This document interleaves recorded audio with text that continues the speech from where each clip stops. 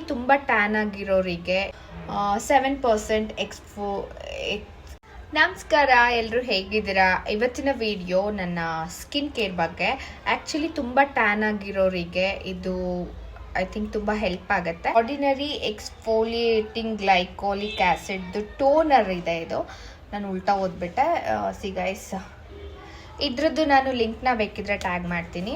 ಯಾರಿಗೆಲ್ಲ ತುಂಬ ಜಾಸ್ತಿ ಟ್ಯಾನ್ ಆಗಿದೆ, ಹಾಗೆ ಡ್ಯಾಂಡ್ರಫ್ ಇರುತ್ತೆ ಹೇರಲ್ಲಿ, ಅದಕ್ಕೆ ಕೂಡ ಬಳಸ್ಬೋದು. Every day once or twice, I think once use ಮಾಡಿದ್ರೇ ಸಾಕು. 7 to 8 ಡೇಸಲ್ಲೇ ಇದು ರಿಸಲ್ಟ್ ಕೊಡುತ್ತೆ ನಿಮಗೆ.